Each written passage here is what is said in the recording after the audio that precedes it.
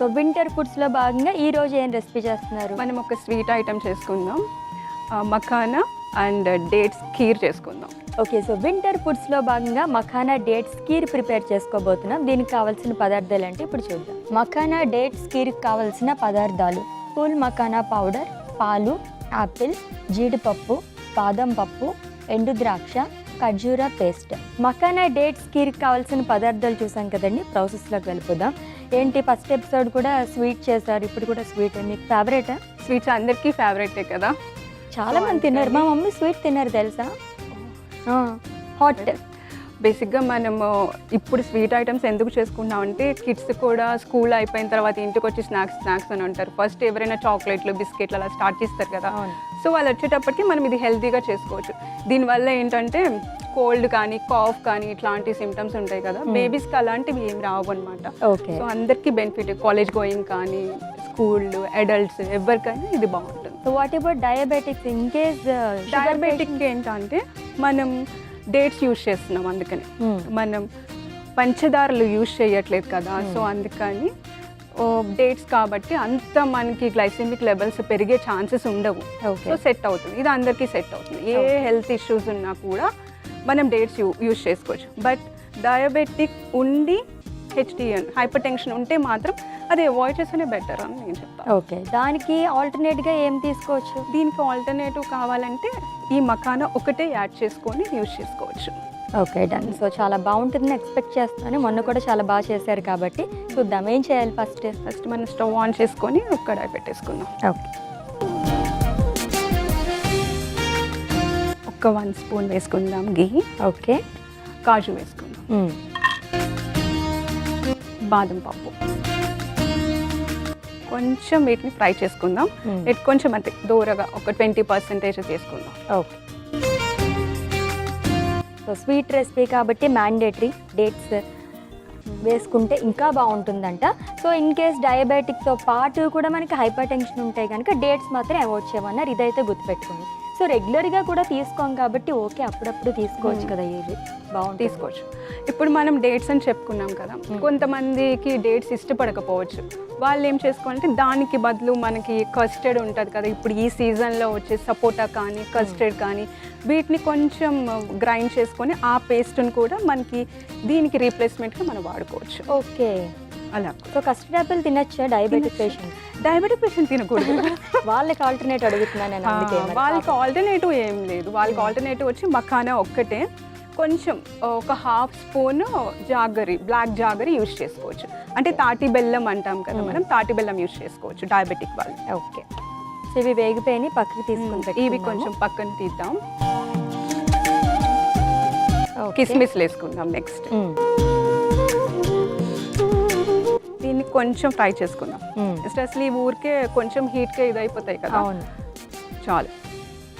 Colour కూడా change అయిపోయింది కదా, ఇది వరకు చాలు.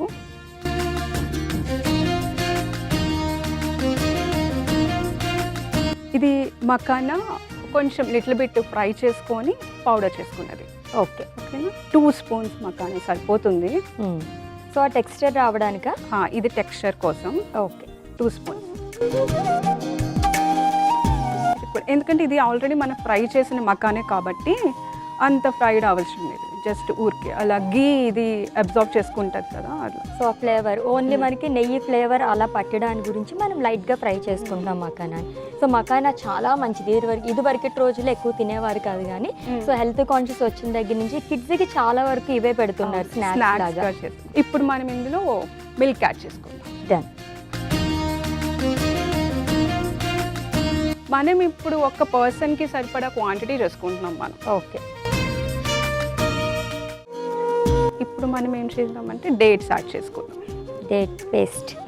డేట్స్ని దీన్ని మనం బాగా ఫైన్గా పేస్ట్ చేసుకోవాలి. ఓకే, సో దీన్ని ఇందులో యాడ్ చేద్దాం. ఇది మొత్తం ఈ పేస్ట్ వచ్చి మనం 8 డేట్స్ తీసుకుందాం. 8 డేట్స్. ఇది మనకి ఒక పర్సన్కి అలాగా, అంతే. బాగానే వచ్చింది క్వాంటిటీ, బాగా వస్తుంది. సో ఇప్పుడు మనకు కావాలంటే వాటర్ కూడా యాడ్ చేసుకోవచ్చు.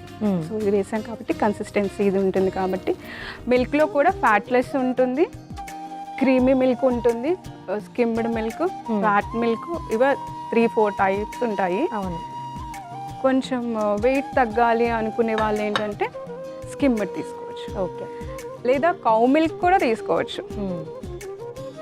సో పర్టికులర్గా మనం వింటర్ ఫుడ్స్ గురించి మాట్లాడుకుంటున్నాం కాబట్టి అసలు వింటర్లో తీసుకోవాల్సిన బేసిక్ జాగ్రత్తలు ఏంటి? వింటర్లో బేసిక్గా అవుట్ సైడ్ ఫుడ్స్ అసలు తీసుకోవద్దు.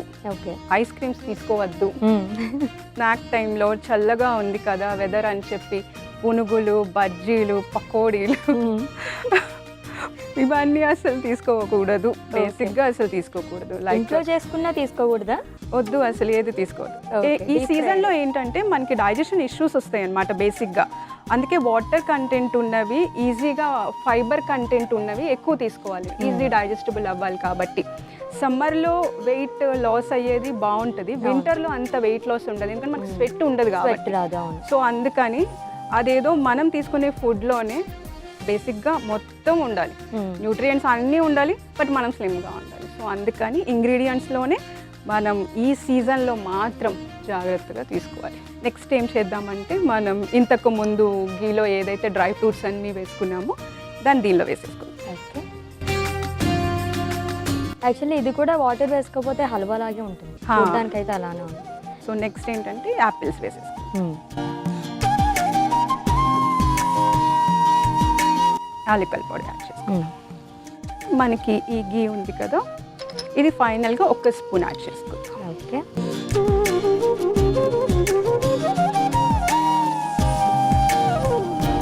మనం సర్వింగ్ బౌల్లోకి తీసేసుకుందాం. ఓకే. స్టవ్ ఆపేద్దాం.